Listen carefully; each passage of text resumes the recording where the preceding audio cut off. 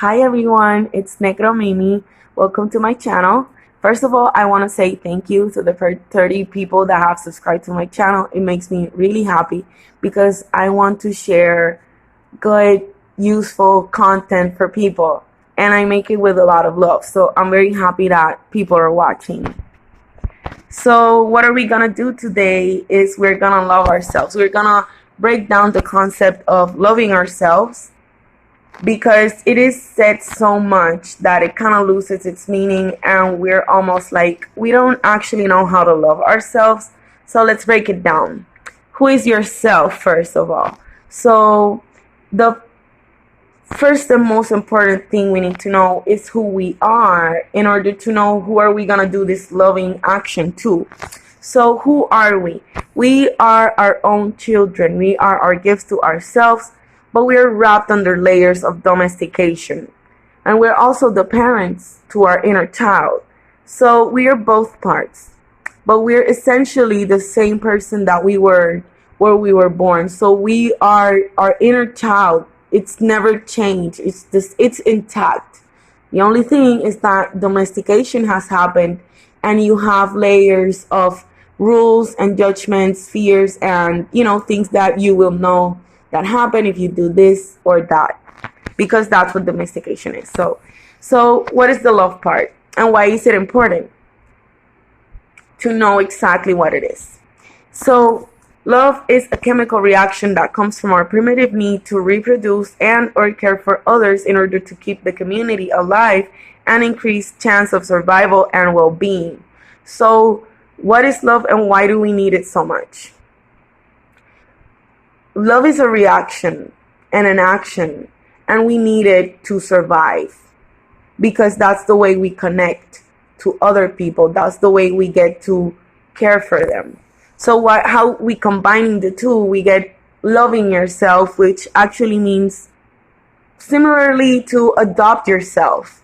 Adopt yourself at any age. At any age, you can take yourself, you can take your inner child and just start taking care of it. And that is loving yourself.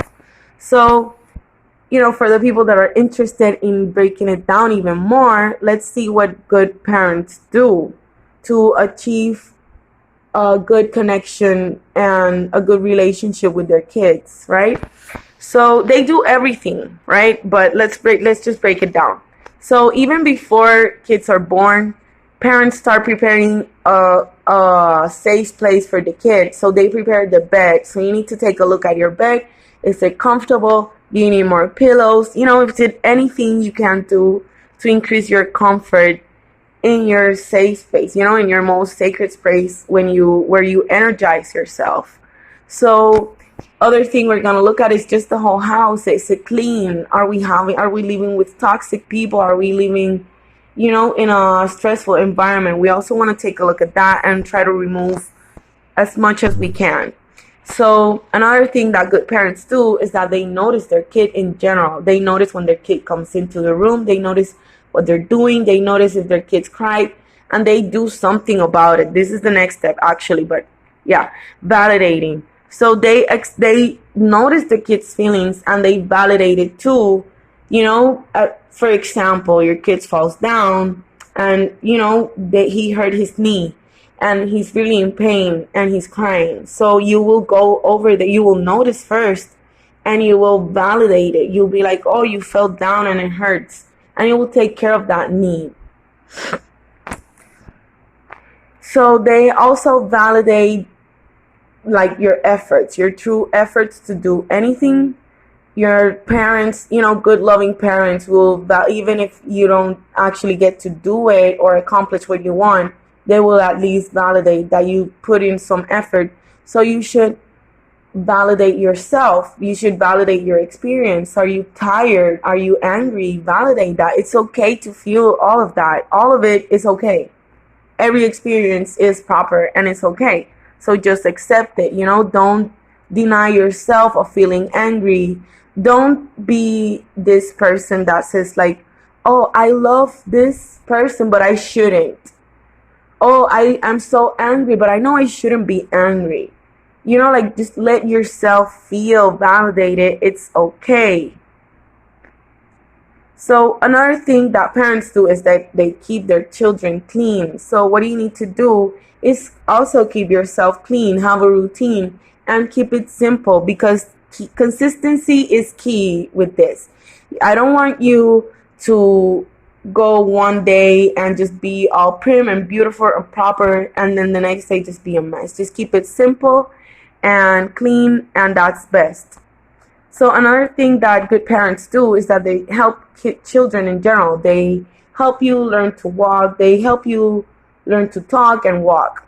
So you want to facilitate your own your own learning process as well.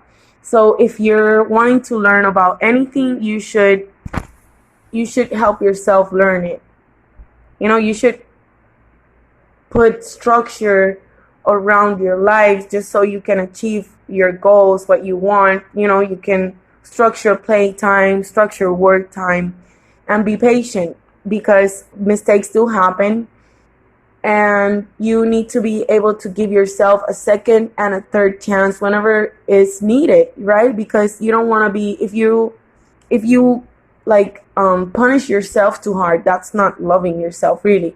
So loving yourself is more forgiving of mistakes, and it's also discipline. So I'm not saying like loving yourself is just letting yourself go and do whatever you want, but do allow for mistakes, because you are human, you're not a robot. So good parents also help their children prioritize tasks. Like I said, with structure, there's a time for work and there's a time for play. So your parents would, good parents would let you know, like, oh, maybe, you're a little out of focus, but this would be more important and this would be best for you to do first. And then you could do that other thing later, so help yourself to get organized, just so you can navigate the world effectively and just be diligent. Because good parents are also very diligent with their kids, and they do what they need to do when they need to do it. So you need to get yourself in that position where you tell yourself, okay, this is what we're gonna do because we have to do it. I know we don't want to, but we have to. So another thing that good parents also do is that they celebrate their kids. They celebrate when their kids turn 1. They celebrate the first day of school. They celebrate the last day of school. They celebrate graduation. They celebrate the first steps, the first word. The parents celebrate their kids' achievements and their life in general. So you want to celebrate your own life in general. You're alive, celebrate it. Things are going down the drain, celebrate it, because if you're spiritual, that the Ten of Swords means that there's soon to be a new beginning. So celebrate celebrate anything that happens good in your life. Just celebrate that you exist. Be grateful that you exist. So another thing that good parents do is that they respect their kids. They respect their kids' boundaries. They encourage self-expression. They listen to their kid. They give space to their kid to talk and to express themselves. They speak kindly about their kids. They don't let other people speak badly about their kids. So you don't want to do any of that. If you want to do self-love, do the contrary. You want to encourage your own self-expression. You want to learn what is healthy for you and what line you won't let other people cross, because it's going to hurt you. So another thing you want to do is to speak kindly about yourself. Don't be telling people, or even yourself, I'm so dumb, I'm so stupid, I make silly mistakes, I make stupid choices. Stop it, okay? Be nice to yourself. Allow for mistakes, remember. Also, good parents protect their children's dignity. That comes, similarly with the grooming.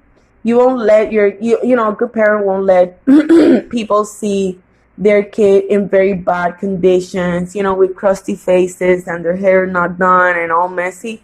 So you're going to do the same thing. You're going to protect your own dignity. You're going to make sure that people see you well standing at least. Okay?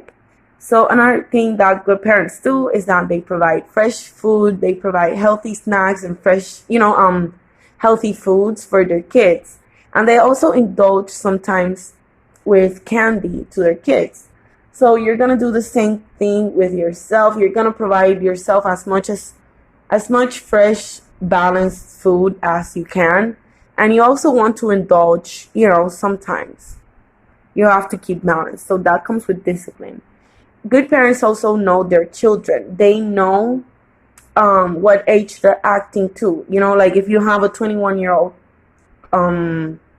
kid, then you know how they get when you tell them no or something, the age appropriateness of their kid, So this to yourself, I think it's more easily understood. So you want to understand at what age do you regress to? What age do you act when things go wrong? So you can tend to that, and you can, parent yourselves also at that level. So they also know what their child's tendencies are. Nobody knows a kid like a good as parent, right? They know what they're going to do after school. They know what they like to do. They know what they don't like to do. They know what triggers them. They know what soothes them. They know everything about their kids. They know who their role models are, their best friends. So know yourself, right? Know what things soothe you, what things trigger you. Know whatever you like and dislike. If you're not sure if you like something, try it out and figure it out. Like honor to your likes and your dislikes. Don't be eating stuff that you don't like just because that's what's there. Because a good parent wouldn't just feed their children, things that they don't like. They will honor their children's likes, and they will feed them stuff that they like. So another way you can take care of yourself and love yourself is to get to know any like family secrets, or any like if you want to get like your ancestry, that's also a way to love yourself. And also know your story and know how you narrate it. This could be a little more complicated, but if you can be self-aware, then you can know at what perspective you take things from. So educate yourself. Good parents always tell kids about things that's going on in the world.